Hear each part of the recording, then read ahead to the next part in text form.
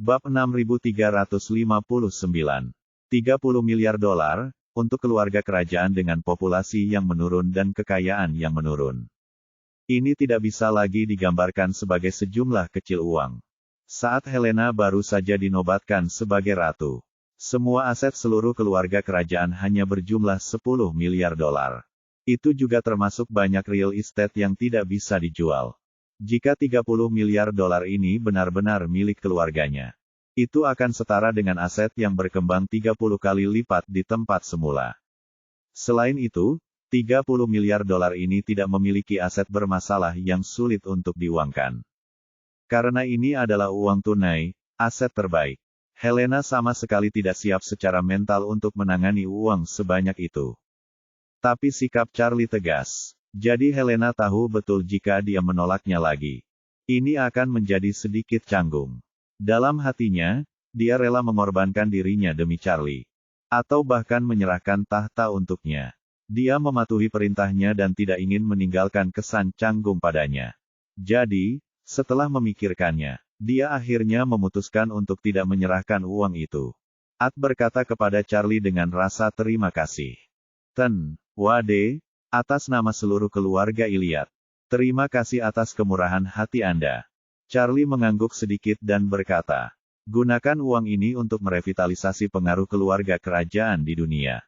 Pada saatnya nanti, keluarga kerajaan akan melampaui Inggris dan menjadi keluarga kerajaan paling terkenal dan paling dicintai di Eropa. Helena berkata dengan hormat, Wade, jangan khawatir. Saya akan melakukan yang terbaik untuk membiarkan keluarga Iliad mendapatkan kembali kejayaannya. Charlie mengangguk dan tersenyum, lalu bertanya padanya. Serah terimanya harus selesai besok, kan? Helena buru-buru berkata. Semua pekerjaan docking dan serah terima akan selesai sebelum pukul 3 besok siang. Baik, Charlie berkata, kalau begitu saya akan memberitahu Cataclysmic Front untuk mengatur agar orang-orang datang. Setelah orang-orangnya meninggalkan lokasi besok siang, orang-orang dari Cataclysmic Front akan resmi pindah. Pekerjaan serah terima sebelumnya pada dasarnya ditangani oleh para profesional yang berasal dari Amerika Serikat oleh keluargaan. Dan Charlie sudah membuat rencana dalam pikirannya untuk memastikan pengoperasian model AI ini dengan aman. Dia ingin Joseph mengirim tim profesional dari Cataclysmic Front ke Eropa Utara. Dan tetap di sana secara permanen untuk bertanggung jawab atas seluruh pekerjaan dukungan AI. Charlie meminta Joseph untuk mempersiapkan hampir 100 ahli komputer dan hampir 100 pejuang yang tangguh. Yang pertama digunakan untuk memastikan keamanan model AI online. Yang terakhir ini digunakan untuk memastikan keamanan model AI secara offline. Untuk mencegah segala bentuk intrusi dan perusakan. Namun, Charlie tidak ingin Simon mengetahui bahwa Cataclysmic Front terlibat. Jadi dia berencana menunggu sampai semua insinyur pihak lain meninggalkan lokasi sebelum membiarkan orang-orang dari Cataclysmic Front masuk. Dia menelepon Joseph dan memintanya untuk memberitahu tentara yang dipilih untuk bersiap dan segera berangkat ke Eropa Utara. Memikirkan ahli industri komunikasi Abren yang dia selamatkan di Meksiko. Charlie pun menyuruh Joseph untuk mengizinkan Abren ikut dengannya. Keesokan harinya, tim menyelesaikan semua pekerjaan serah terima. Teknisi di lokasi memperoleh semua hak pengoperasian dan pengelolaan model AI dari tim sebelumnya dan secara resmi menutup hak mereka. Meskipun mereka ingin meningkatkan model ini di masa mendatang, mereka harus terlebih dahulu mendapatkan persetujuan Charlie sebelum membuka antarmuka dan mengizinkan mereka membantu meningkatkan model dari jarak jauh. Setelah serah terima selesai, Helena mengundang Simon dan Steve ke istana untuk jamuan makan lagi. Setelah mereka pergi, Charlie, Maria, Marcus, dan Duncan datang ke pusat data bersama. Di sini, staf keluargaan mengunduh perangkat lunak yang disamarkan sebagai rumah pintar di ponsel Charlie. Perangkat lunak ini adalah latar belakang seluler model AI. Setelah memasuki perangkat lunak ini dan melewati verifikasi keamanan, dia dapat memasuki antarmuka front-end dan back-end non-public model AI. Setelah Anda masuk ke sini, Anda akan memiliki otoritas inti untuk menggunakan model AI. Yang dapat membuat model AI melayani Anda dengan kemampuan terbaiknya. Charlie awalnya meminta staf teknis untuk membuka 8 izin serupa. Selain dirinya, paman keduanya Marcus, Maria, Helena, dan Duncan semuanya memiliki izin yang sama. Dan dapat menggunakan kekuatan komputasi model AI tanpa batasan. Di sisi front, Charlie meninggalkan izin untuk Joseph dan Abren. Kalau-kalau mereka membutuhkannya. Bab 6360. Adapun izin terakhir, Charlie menyerahkannya pada Pollard. Dia sekarang bertanggung jawab atas Changying Otomobil.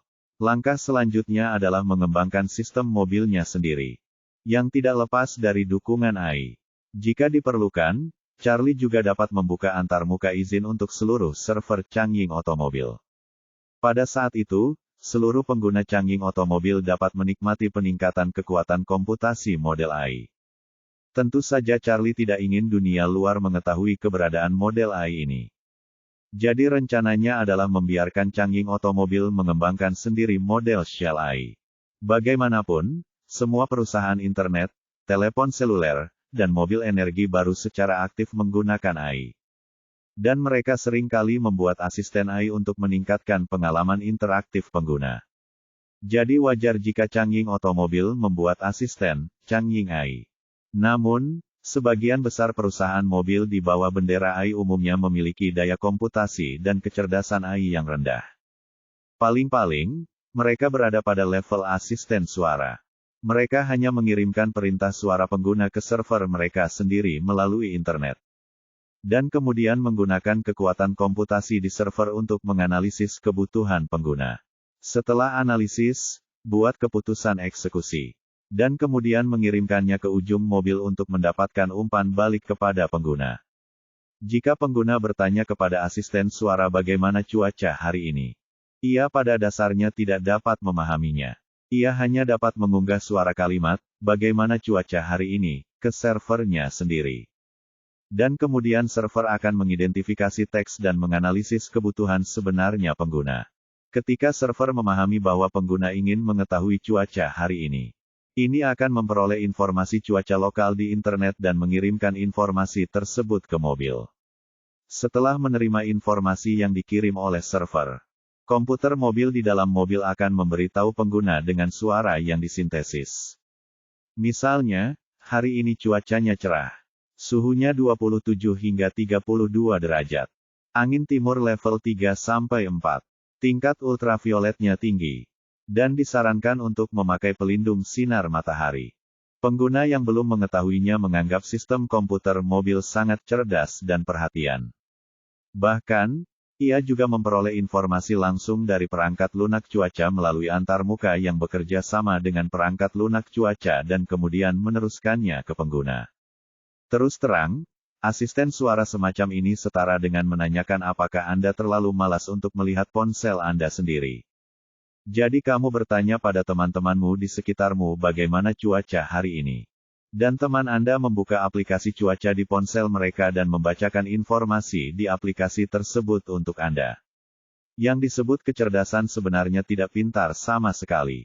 Membeli tablet Xiaomi seharga lebih dari 100 yuan mungkin lebih baik daripada asisten suara di banyak mobil. Asisten AI semacam ini hanya bisa menjawab kondisi cuaca dan kondisi jalan. Dan kemudian membantu pengguna menghidupkan dan mematikan AC dan jendela. Dan membantu pengguna memutar lagu. Di masa depan, Changying Otomobil akan membuat Changying AI-nya sendiri. Dan tidak perlu membangun kernel sendiri. Juga tidak perlu menggunakan servernya sendiri untuk menyelesaikan penyampaian informasi yang buruk ini. Dengan rangkaian model AI tercanggih ini, Changying Otomobil hanya perlu mengumpulkan instruksi pengguna dan kemudian mengunggahnya ke rangkaian model AI ini. Rangkaian model AI ini secara diam-diam melayani pengguna dan dapat memberikan pengalaman AI yang benar-benar cerdas kepada pengguna. Terus terang, asisten suara orang lain setara dengan menyewa layanan pelanggan yang tidak terlihat. Anda mengajukan pertanyaan kepadanya, dan dia membantu Anda mencari di Baidu atau Google di internet. Apapun yang kamu cari, dia akan memberitahumu, apakah itu benar atau salah, baik atau buruk. Kekuatan model AI jauh lebih kuat dibandingkan mesin pencari tradisional. Karena mesin pencari tidak tahu cara mengidentifikasi dan menyaring konten. Namun AI memahaminya, yang setara dengan sekelompok besar profesor top dunia online yang siap menjawab pertanyaan Anda kapan saja. Jika Anda memiliki pertanyaan, dia dapat memberikan jawaban yang paling akurat. Jadi dalam hal ini, selama mobil terhubung ke internet. Bahkan jika Anda ingin belajar membuat bom atom sedikit demi sedikit, asisten suara dapat mengajari Anda langkah demi langkah. Apalagi interaksi antara Changing AI dan model AI ini dilakukan antara server keduanya. Pelanggan hanya terhubung ke Changing AI, jadi mereka tidak tahu apakah kekuatan komputasi Changing AI berasal dari dalam atau dari pusat data yang berlokasi di Eropa Utara yang tidak diketahui dunia. Hal yang paling hemat biaya adalah produksi tahunan Changing otomobil tidak akan melebihi 1 juta unit dalam beberapa tahun ke depan. Dengan kata lain, meskipun pengguna Changing otomobil akan berbagi kekuatan komputasi model AI di masa depan, hanya akan dibagikan kepada puluhan ribu, ratusan ribu, atau paling banyak jutaan orang. Tidak mungkin memiliki lebih dari 100 juta pengguna aktif seperti GPT. GPT dapat melayani 100 juta pengguna aktif setiap minggunya. Hal ini membuktikan bahwa kekuatan komputasi model AI Nordic tidak lebih dari itu. Dan melayani 100 juta pengguna setiap minggunya bukanlah masalah sama sekali. Dan Changing AI sendiri diposisikan sebagai kendaraan yang dipasang di mobil. Jadi, berapapun besarnya daya komputasi yang digunakan, tingkat hunian sebenarnya sulit melebihi 1% dari keseluruhan daya komputasi.